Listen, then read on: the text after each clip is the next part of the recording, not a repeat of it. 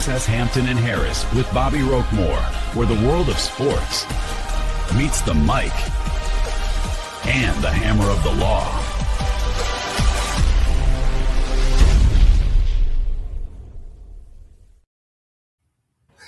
Good evening, everybody. Happy Thursday. Welcome to the latest edition of Hampton and Harris. I'm Rickey Hampton with my great friend John Harris, coming to you on a Thursday. We'll be joined by our cohort, Bobbi Roquemore, as the show progresses. Big night, JD. I mean, we got a ball game tipping off a little bit later this evening. I love having this show leading into the game tonight. And welcome to everybody out there in Sports Fluent. Send us your questions and comments. Any thoughts you might have on what's going to happen tonight or what you think is going to happen eventually in the playoffs. Knicks playing great basketball. We're going to get to all of that. But first thing I got to do is welcome in my brother, John Harris. What's up, JD? I'm good. How are you doing, Rick? Man, I am really doing good, man. I have enjoyed this Western Conference final as much as any.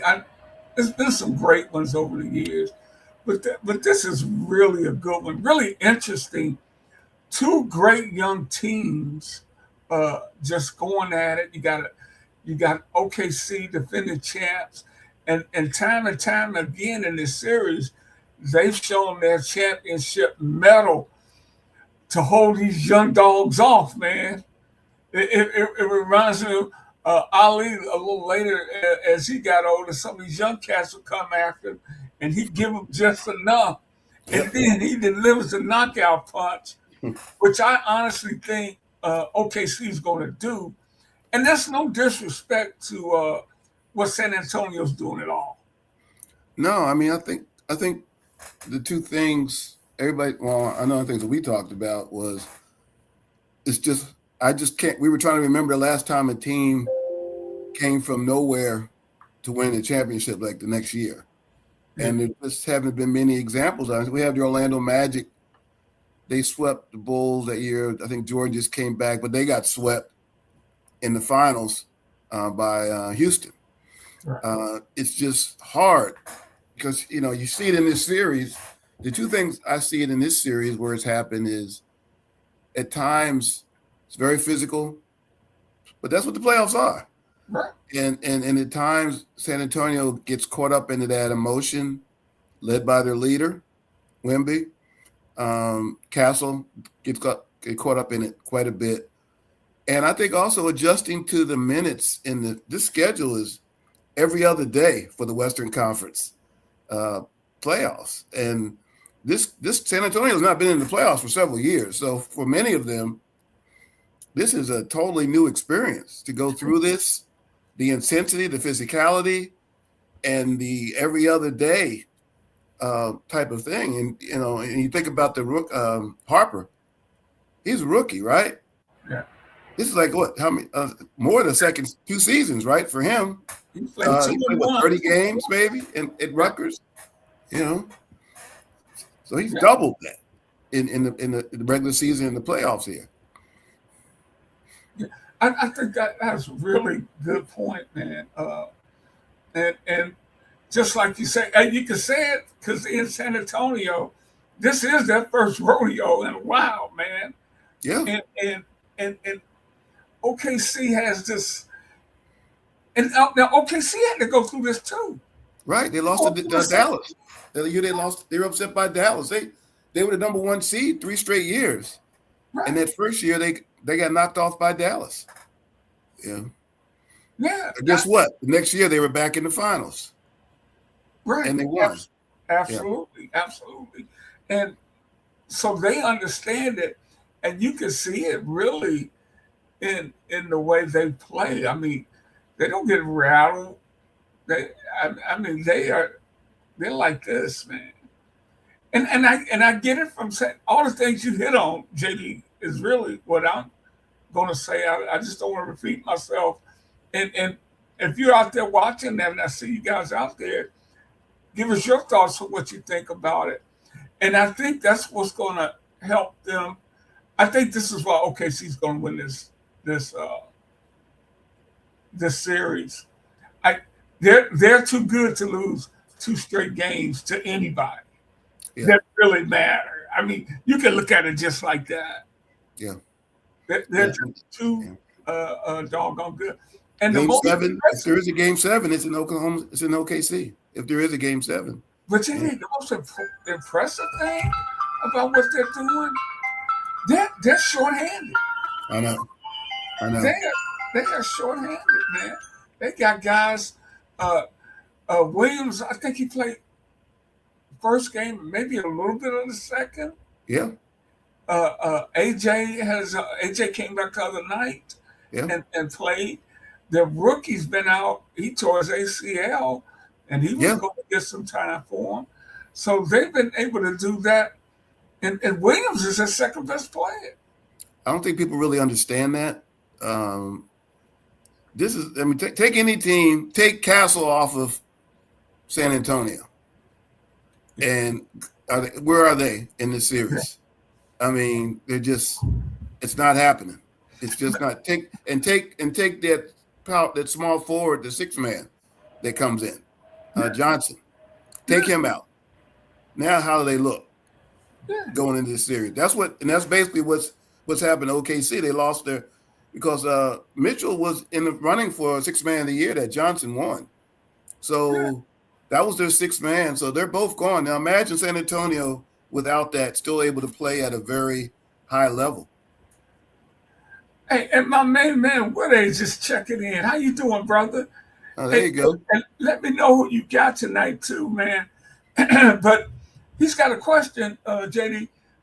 Will these 2 teams have anything left on the Knicks?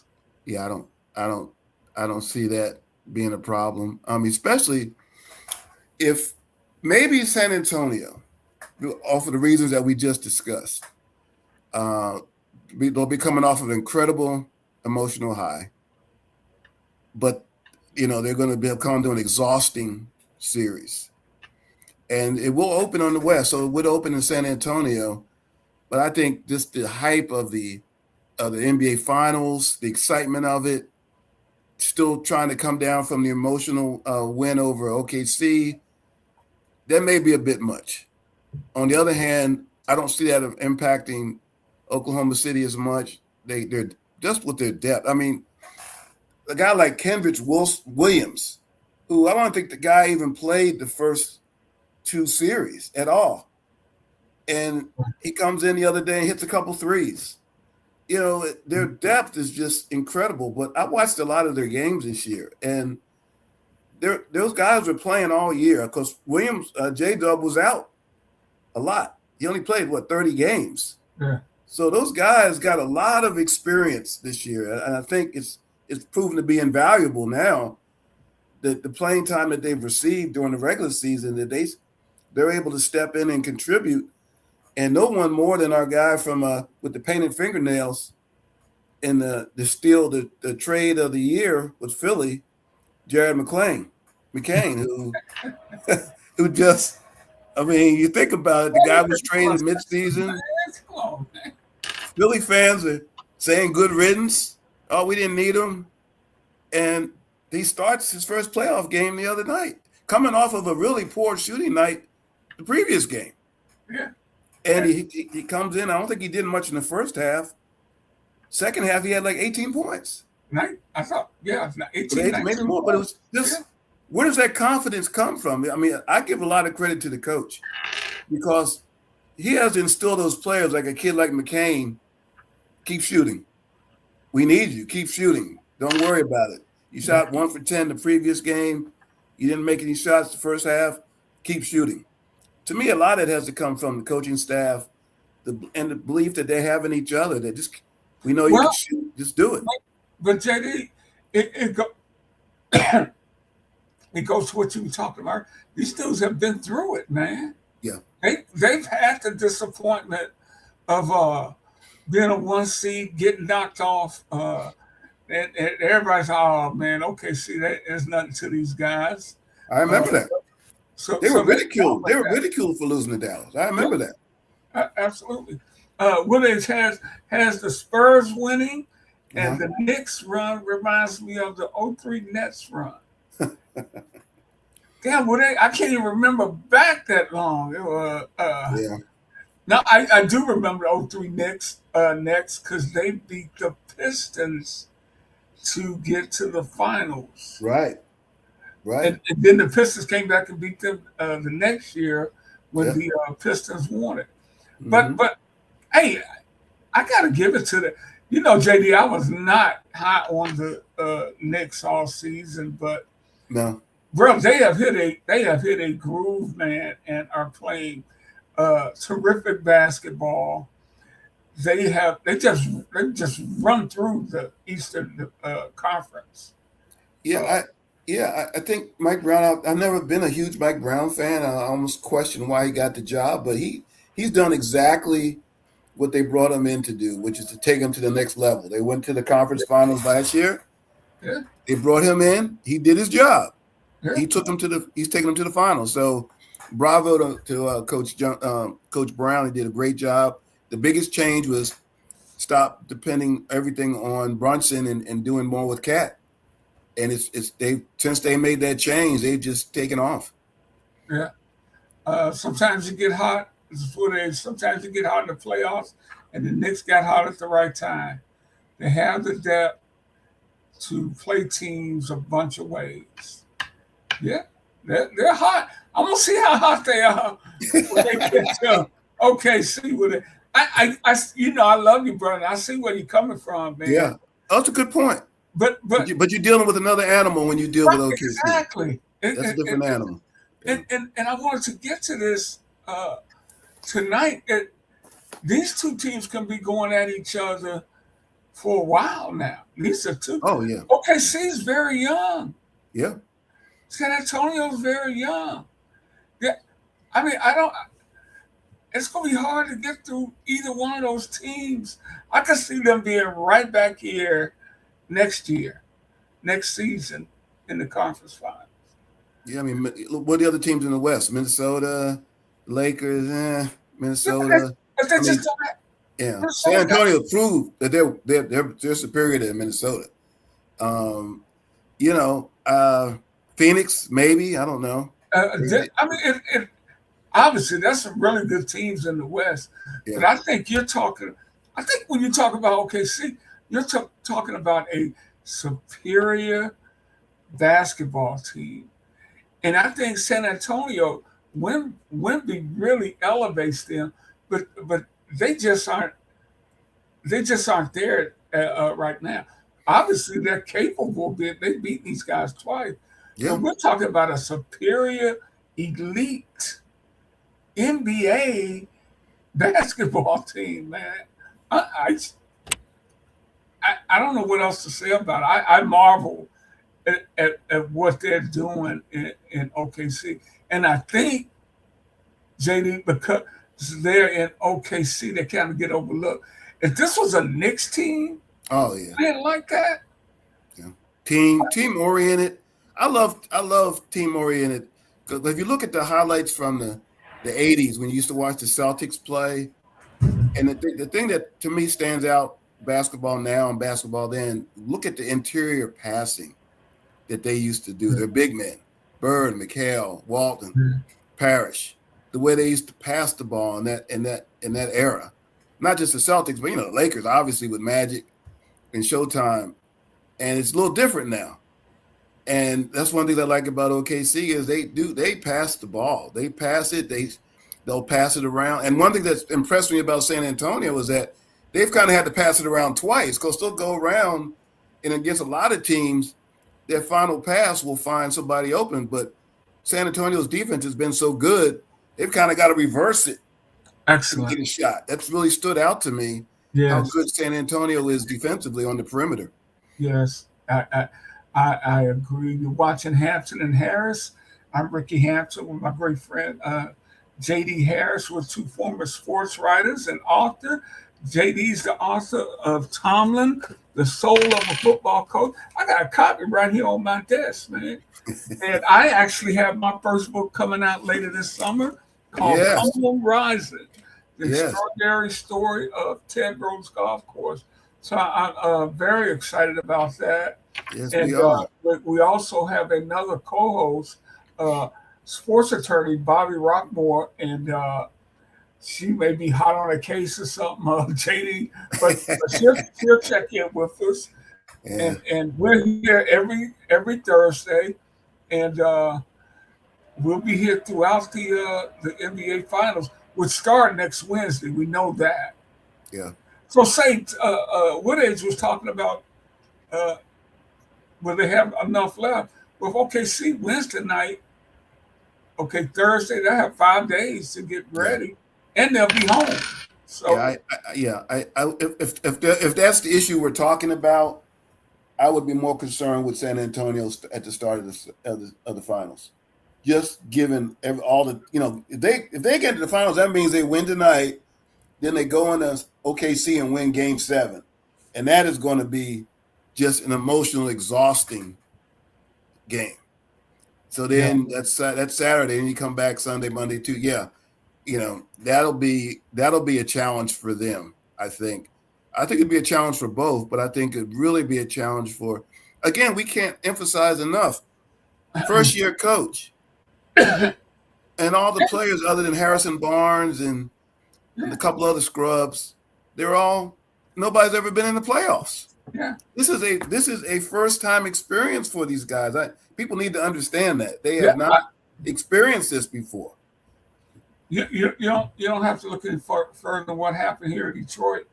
Oh, Fox. I'm sorry, forgot about Ke'Aaron Fox. Fox did play. Yeah, Fox a very good player. That was a great addition for them. Yeah, but you look at a young experience. I look at here in Detroit. This wasn't their first time in.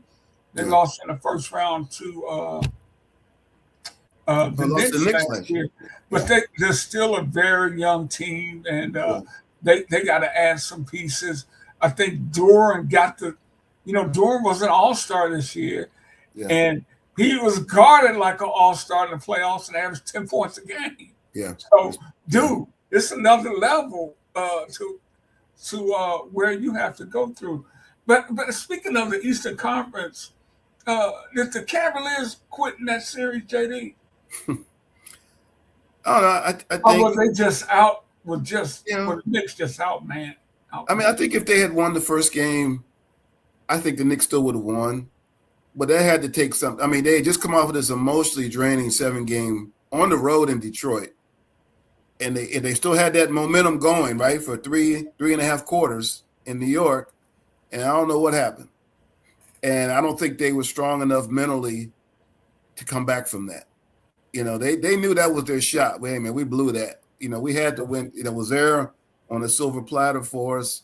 Somehow we let it get away. And when it got away, they ended up losing double figures in that game. And they were up by 22 with 7 minutes left, which was insane.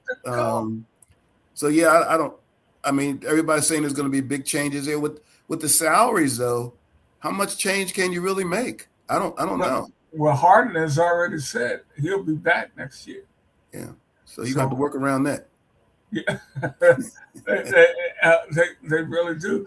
But JD, they got swept in the series, but they won that series analytically now. Oh, that's right. Yeah, my bad. They won that series analytically. I can't. Man, that's one of the dumbest things. I think Kenny Act is a quality, good NBA basketball coach.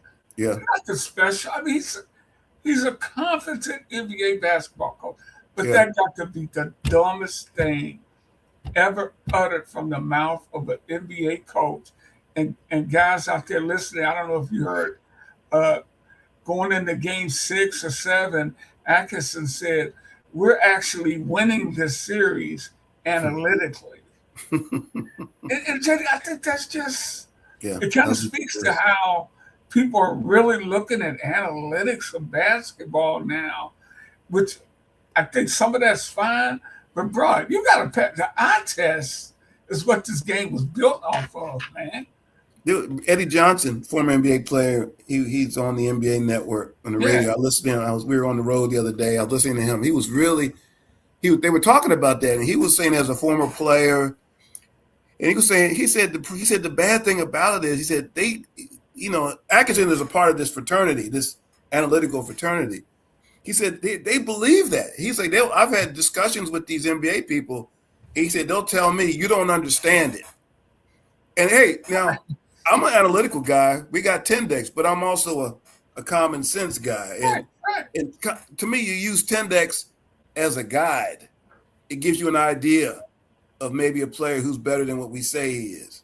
But by no means do you just base everything off of Tendex, because it's, Right. And the thing about Tendex, which we don't have going tonight, because we kind of know there's only a couple of teams left, and we know who the two best teams are. He's right about Morey. Morey's the ringleader of that, Daryl Morey, who traded our guy to OKC. Yeah. First round draft pick last year. So apparently he looked at his numbers. These numbers aren't adding up. Dude, you gotta go. No, but what he's showing is that the error in that trade. What's wrong with having three productive guards? Look at where would OKC be if they didn't have him? They're showing you need to have. There's nothing wrong with having 3 or 4 good, talented guards that can play. Why just stop at 2? So I don't know what the analytics were saying about him, but they would have had a great young backcourt core. Those 3, the 2 they have now starting, Maxey and the rookie, and this guy, Sixers. You could build around that. I mean, of course, they got to deal with Embiid and his injuries, but that was a nice guard core if you kept him. So I don't agree with that at all. Why would you get rid of this talent? Hey, what have been your thoughts of Wembanyama, watching him throughout the playoffs? This is the first chance I really had to dig in and just really watch him, game after game. What are your thoughts on him, JD? Super talented. He's made some unbelievable plays, half-court threes.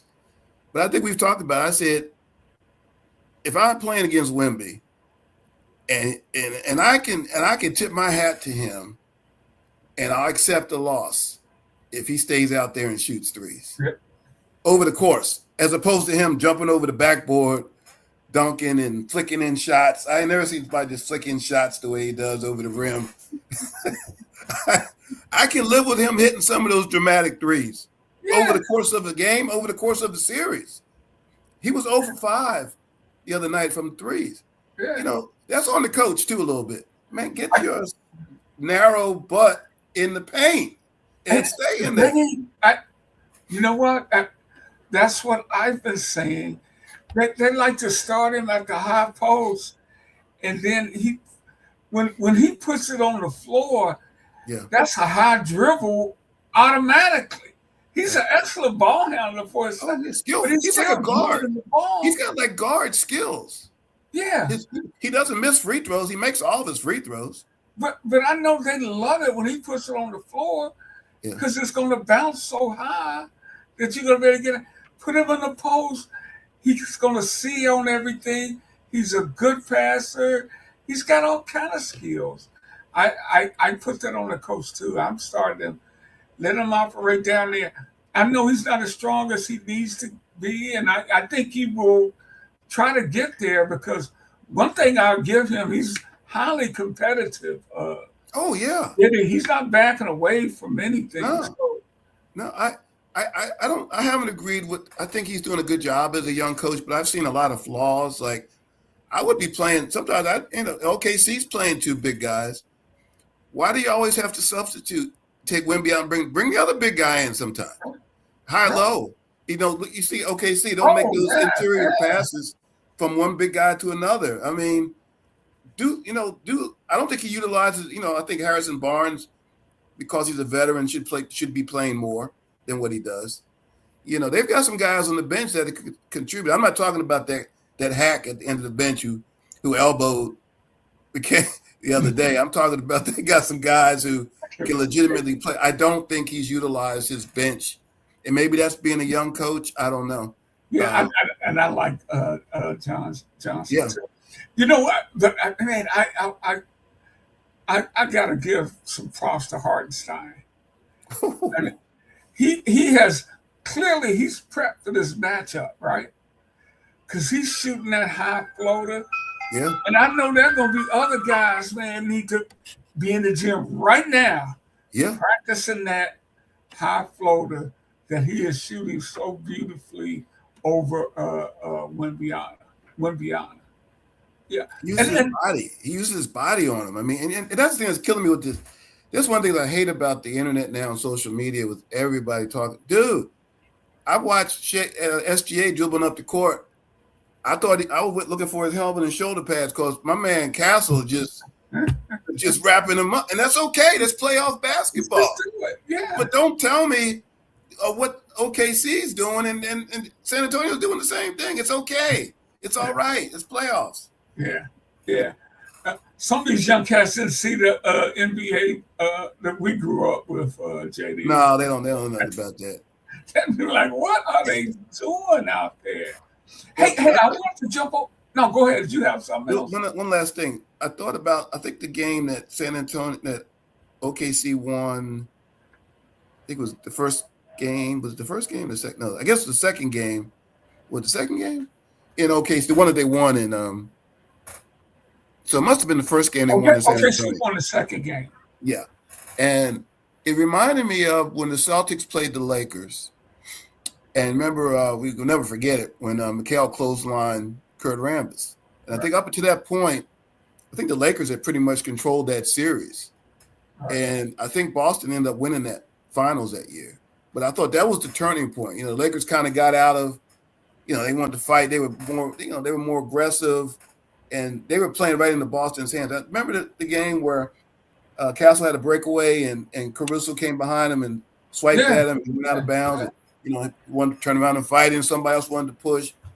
That's the playoffs, dude. Those are hard fouls. They're not going to give. And I think he missed both of the free throws.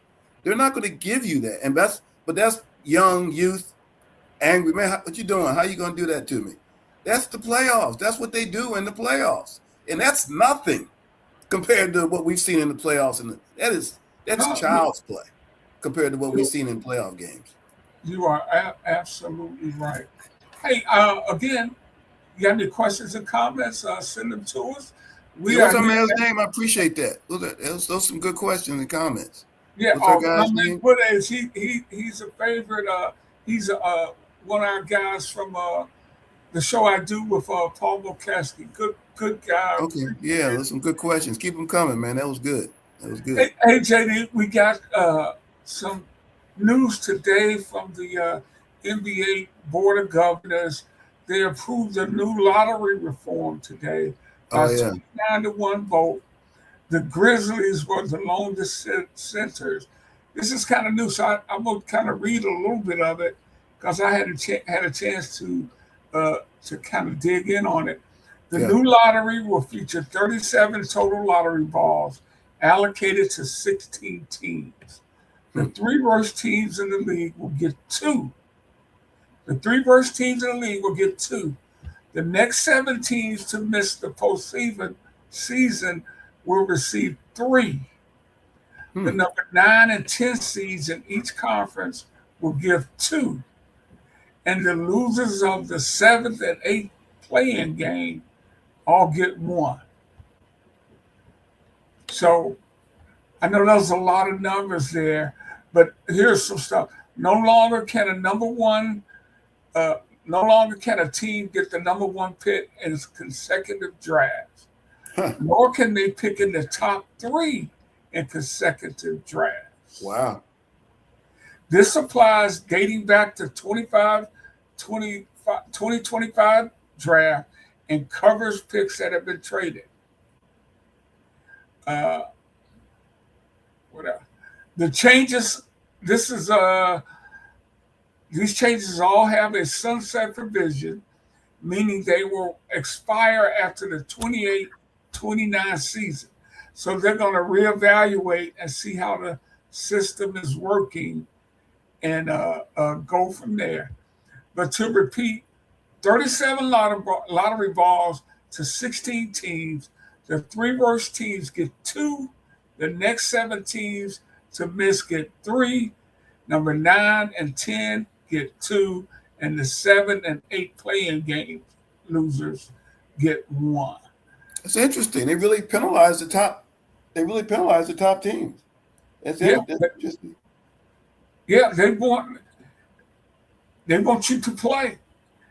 But JD, why is this? How did this become an issue? When did tanking get so big?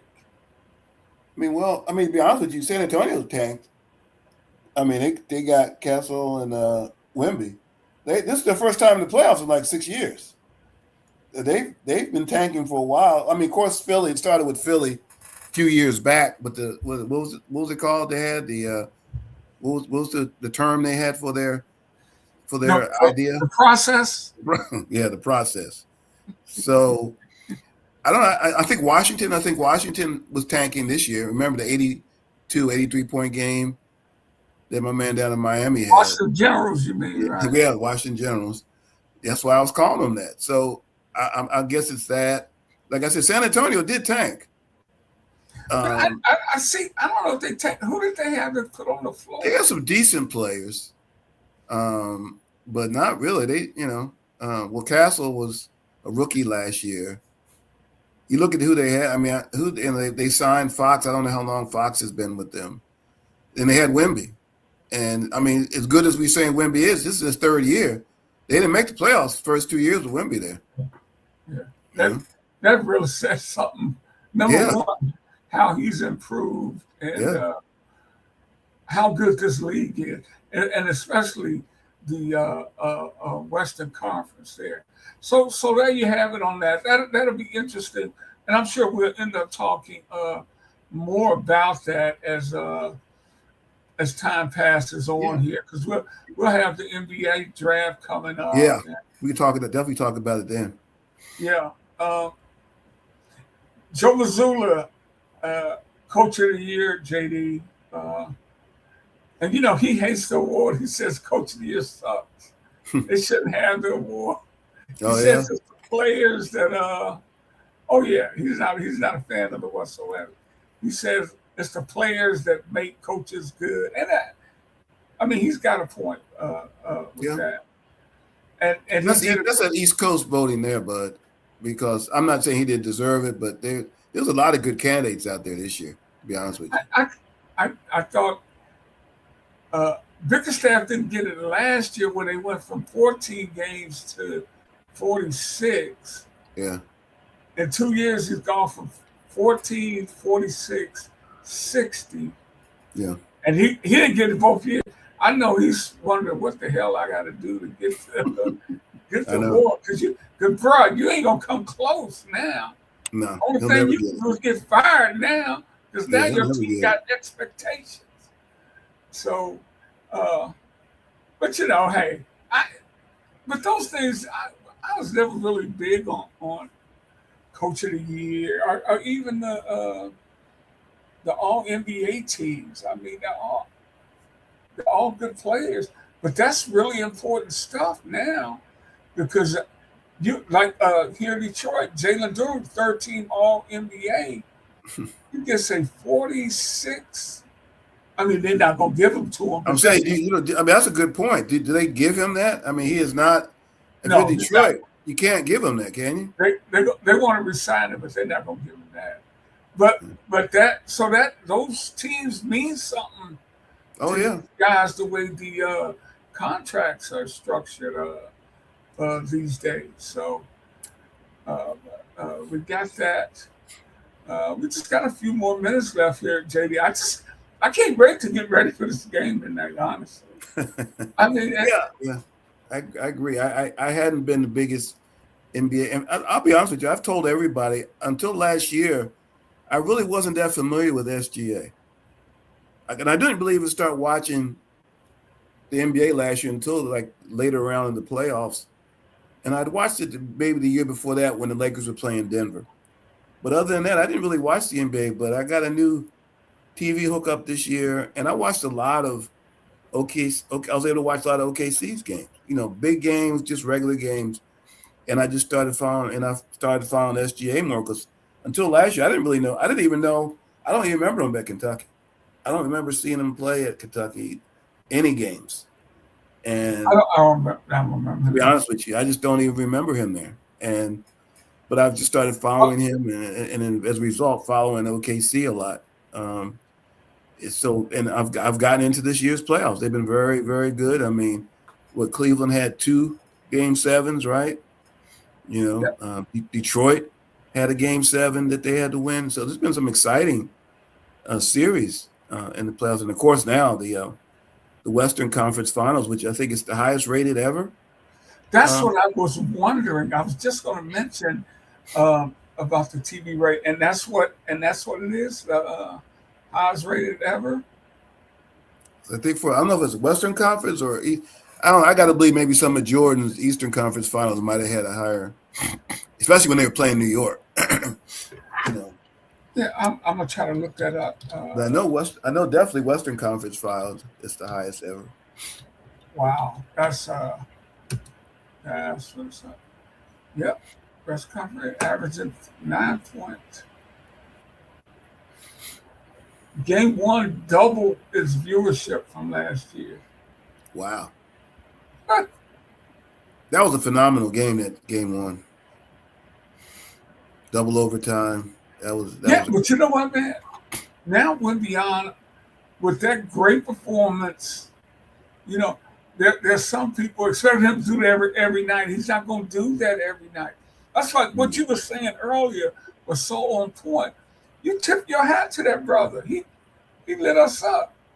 But you pretty much know, as good as he is, he ain't gonna be that good every night.